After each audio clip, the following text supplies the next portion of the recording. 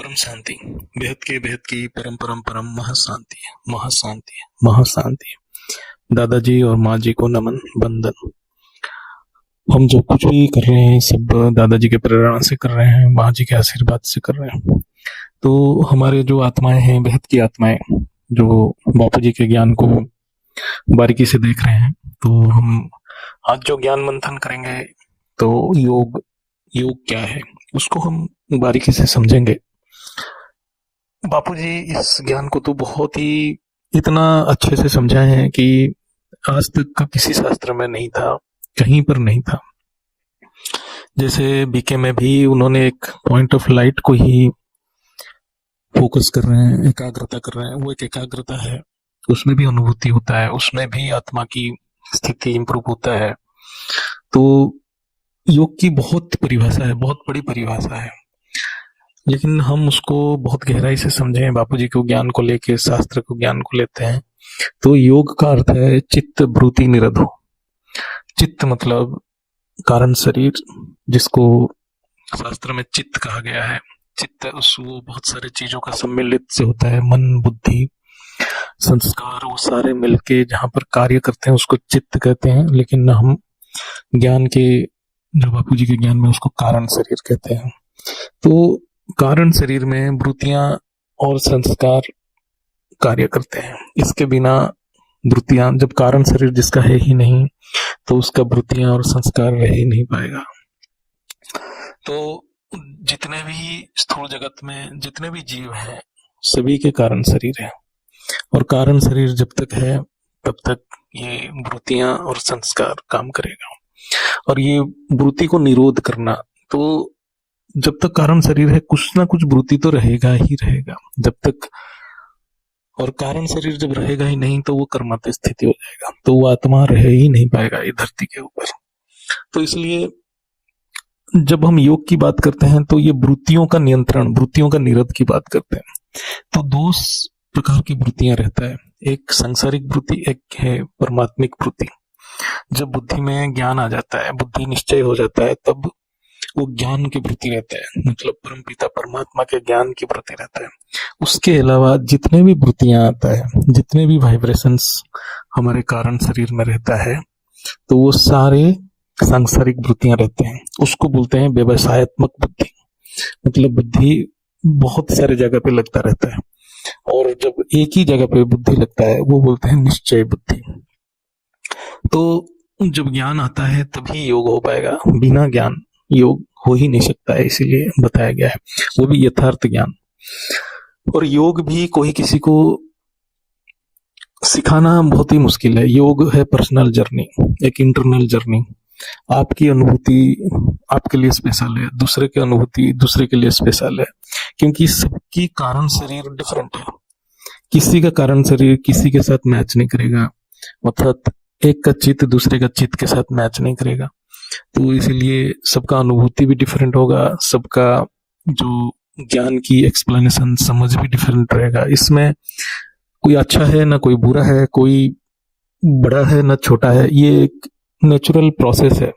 इसलिए कभी भी किसी के प्रति संकल्प ना करके सभी को अपने अपने पुरुषार्थ में फोकस्ड रहना चाहिए। ये ज्ञान को समझ के अपने ऊपर अप्लाई करना चाहिए, हमारे लिए क्या एप्लीकेबल है उसी को करना चाहिए। लेकिन बेसिक फंडामेंटल क्लियर रहना चाहिए कि जब तक हम कारण शरीर में है तो वृत्तियां रहता है, हमारे पास दो वृत्तियां रहता है, सांसारिक वृत्तियां और परमात्मिक वृत्तियां। तो ये दोनों वृत्तियों के बीच में लड़ाई चलता रहता है। जिस आत्मा में ज्यादा पावर आ जाता है, जो बहुत पुरुषार्थ करता है, बाप के ऊपर 100% निश्चय हो जाता है, बाप की कृपा होता है, तब उसका जो परमात्मिक वृत्तियां स्ट्रांग हो जाता है, दृढ़ हो जाता है। फिर सांसारिक वृत्तियां धीरे धीरे क्षीण हो जाता है। तो उस समय उसका जो तत्वों में जो वृत्तियां रहता है, काम, क्रोध, लोभ, मोह, अहंकार रूपी वृत्तियां, वो धीरे धीरे कम होने लगता है, छोटे होने लगते हैं, और ज्ञानात्मक वृत्ति यानी परमात्मिक वृत्ति बड़े होने लगता है। तो स्टार्टिंग में या बहुत समय तक पुरुषार्थ करते करते, अभ्यास करते करते अंदर वृत्तियों का लड़ाई होता है। ये संकल्प का युद्ध है, अंदर ही अंदर चलता रहता है, और युद्ध का मैदान है कारण शरीर। जैसे जैसे ये अभ्यास बढ़ता जाएगा तो हमारे जो परमात्मिक वृत्तियां सांसारिक वृत्तियों को नियंत्रण कर लेंगे, धीरे धीरे सांसारिक वृत्तियां खत्म ही हो जाएगा। तो इसी को बोलते हैं चित्त वृत्ति निरोध। तो इसलिए योग बहुत प्रकार के बताया गया है, कर्म योग, ज्ञान योग, प्रेम योग। तो ये बहुत सारे माध्यम है। तो इस माध्यम से हम सांसारिक वृत्तियों को नियंत्रण करते हैं, निरोध करते हैं। और पहले तो निरोध मतलब क्या है कि रुक जाना, जबरन रुकना नहीं है, रोकना नहीं है। वो रोकने से जबरन वो अपने आप फिर बड़ा बन के खड़ा हो जाता है। तो इसीलिए जब ज्ञान से हम धीरे धीरे वो विचारों को, संकल्प को, वृत्तियों को, अन्य वृत्तियों को हम मोल्डिंग पावर देते हैं, उसको परमात्मा की ओर धीरे धीरे मोड़ते हैं। हर मोमेंट में अपने आप के ऊपर अटेंशन फोकस करते करते करते हम उसको अपना जो संस्कार को परिवर्तन कर देते हैं। यही असल में योग है। इसलिए कर्म योग की बहुत महत्व है। जैसे कोई आत्मा एकांत में है तो उसमें कभी भी उस समय उसके अंदर कोई विकारी नहीं हो सकता है, क्योंकि वो एकांत में है। और उस समय चलो बहुत अच्छे जगह पे है तो निसंकल्प होगा, लेकिन जैसे ही संसार के अंदर आएगा, लोगों के साथ इंटरेक्शन करेगा, उसके वृत्तियां जागृत होने लग जाएगा। तो इसीलिए जब आप कर्म में रहते, घर के बाहर रहते, जब भीड़ में रहते, आपकी वृत्तियां शांत है, तभी जानोगे आप योगी हो, हम योगी हैं। जब योग कर रहे हैं तो योग, तब तो सब वृत्तियां शांत है। लेकिन जब हम कार्य क्षेत्र में जा रहे हैं, वहां वृत्तियां उभर रहा है, तो उसका मतलब और अभ्यास की जरूरत है। इसलिए ये तो अभ्यास की मार्ग है, ज्ञान मार्ग है, परम शांति। तो आज हम ज्ञान मंथन में यहीं पर रुकेंगे।